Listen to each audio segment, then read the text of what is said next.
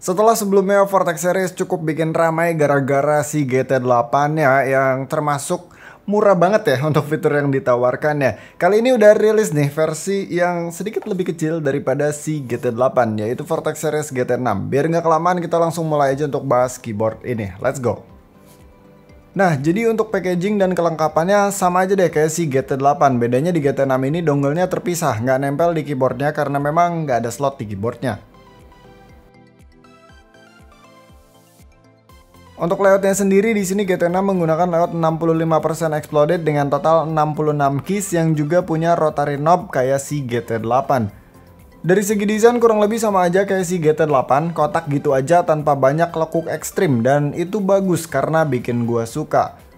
Untuk di bagian bawah dia punya rubber fit dan extra fit yang bisa ditilap dengan dua sudut kemiringan yang berbeda. Nah, berhubung case-nya ini plastik yang mirip banget sama si GT8, jadi secara build quality-nya juga mirip-mirip. Udah cukup banget lah buat board yang harganya termasuk murah meriah gini. Nanti gue bakalan bahas juga masalah harga lebih lanjut. Next untuk keycaps-nya dia masih pakai ABS backlight kayak si GT8 dengan font yang masih ada gaming-gamingnya dan alignment-nya itu geser-geser kesana kemari kayak si GT8. Memang ini salah satu strategi cut cost-nya Vortex Series sih, karena kalau pakai keycaps yang bagus harusnya sih selisih harganya bakalan lumayan juga. Begitupun dengan switch-nya yang bisa dibilang cut cost juga, makanya cuma dapat Otemu switch yang opsinya itu ada red, blue, brown. Gue yakin sebenarnya Vortex Series bisa dengan mudah masukin switch yang lebih bagus kayak misalkan Gateron Pro gitu. Tapi ya karena punya target harga jual yang murah banget, makanya kita cuma dapat Otemu di sini. Terus untuk PCB-nya dia sama aja dengan GT8 dimana udah outswap universal dengan menggunakan Otemu outswap socket dan konfigurasinya short facing kecuali di row 1. Tapi tenang aja, row 1 itu nggak interference dengan cherry profile keycap, so keyboard ini masih tetap bersahabat dengan cherry profile. Tapi sayangnya DR1 yang posisinya berseberangan dengan port USB-nya yaitu angka 1, dia masih pakai SMD LED yang disoldernya tuh dari atas PCB, bukan reverse mount kayak di posisi key lainnya. Jadi khusus pada angka 1 ini nggak support dengan switch yang bottom housingnya rata. Terus untuk stepnya dia plate mount yang masih cukup goyang dombret dan preloop juga sama kayak si GT8 dengan kualitas yang ya begitu deh. Bukan preloop step terbaik yang pernah gue coba tapi udah lumayan kok. By the way, mari kita tapping test dulu.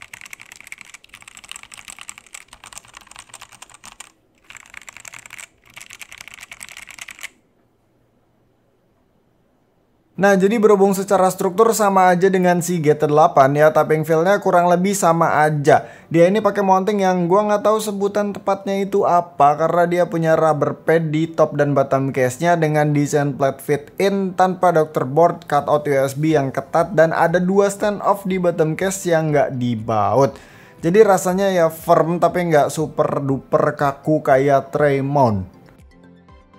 Sedangkan untuk suara oke sih, dia dapat platform dan case foam, tapi ya karena switchnya ini Otemu, tentu saja masih ada suara toeng-toeng dari spring switchnya. Otemu bawaan keyboard pre-built itu kan emang terkenal galak banget spring pingnya. Oh ya, Vortex Series gak cuma kirimin si keyboardnya doang, tapi mereka juga ada kirimin gua PC atau polikarbonat plate-nya beserta poron gasket strip. Desain PC plate-nya ini beda banget sama plate bawaannya dimana dia bukan model fit in ke bottom case tapi yang modelannya itu rata begitu aja dengan beberapa bibir plate sebagai sandaran dari gasket stripnya. Kita denger dulu deh perbedaan typing test antara PC plate dan plate bawaannya.